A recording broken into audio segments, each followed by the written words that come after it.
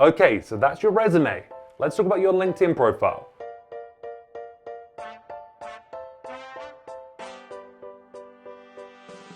My profile is a mess. I am a sales influencer. I hate saying sales influencer. So do not use my profile as a basis to make yours, because mine is stupid. What we're gonna do is find someone who actually has a really good profile and use theirs as an example instead, okay? I'm gonna pick on one of my ex-colleagues, Gabby Follett, for this. So when we go on her LinkedIn profile, there's a few things you're gonna be wanting to look for. Number one is your name, and then your tagline. This is the first thing people are gonna see when they connect with you. So maybe put in something like aspiring sales professional or the next top seller on your sales team. One of the most important things about your LinkedIn profile, however, is your photo. You wanna make sure you have something of you looking smart, smiling ideally, something that makes you look like someone that you would want to hire. It doesn't have to be done by a professional photographer, but you do want to make sure you look smart. The portrait mode on your iPhone takes incredible photos. Snap a quick photo of you looking smart and of course smiling. Scrolling down, you can put your location, Halifax, Nova Scotia, Canada. The more specific you can be, the better. Now scrolling down, you're going to be able to see all the recent activity you've been doing, so be sure to be active. Jump on LinkedIn, follow me, for example. My name is Will Aitken. Maybe like or comment on a few of our posts at SalesFeed. Do things that show that you're an active LinkedIn user, because it's a big indicator for me when I jump on someone's profile and there's nothing here, that they're not really a big user of LinkedIn. Scrolling down just a little bit further, you get the About section.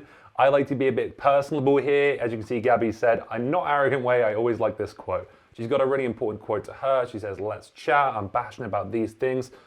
Do not write this in the third person. Write it in the first person, make it personal, make it you. And then scrolling down, you get the experience. So Proposify, but then also before that, you can see she listed Deloitte Digital. She did a co-op there.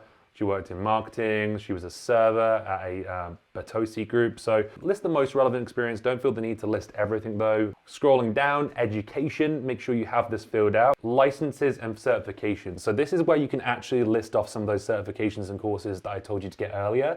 HubSpot Inbound have a certification. The LinkedIn Sales Fundamentals has a certification. I'm pretty sure Aspireship and Trainio also have ones that you can list here. So go down, make sure you list those in your licenses and certifications, once again, just to highlight you're someone who's willing to do the extra learning. Next, skills. So these are really good for keyword searches. So I would be looking to put ones in there that are gonna be popping up under recruiter searches. Put sales, put cold calling, put business development, sales development, emailing, communication, selling, but feel free to go onto my profile and copy across some of the ones that you think apply to you. Scrolling down, recommendations, you can receive and give recommendations. As you can see, I recently gave Gabby a recommendation, but she's got lots here. The more recommendations you can get, the more credible you'll be. I'm gonna put out a quick offer right now. If you would like a recommendation from me, all you need to do is subscribe to this video and comment your LinkedIn profile below. I will reach out to you, I will have a quick conversation with you, I will happily help you, and then I will give you a recommendation on LinkedIn. If you don't have anyone else who can give you one, I would happily give a recommendation for any one of our subscribers. So feel free to do that, that's a genuine offer. Scrolling down a little bit, you can see interest. Make sure you're not following anyone who's controversial or offensive, because what you do online does matter. The last thing you're gonna wanna make sure you do on your profile is make sure you list yourself as open to opportunities. This is gonna make you much more discoverable as a candidate to recruiters. If you work for someone already, just so you know, they're not able to see if you're open to opportunities. So what you're gonna wanna do is click open to finding a new job. When you go through this process, you can tell people what type of job you're looking for. So I might put in here, sales development rep, business development rep.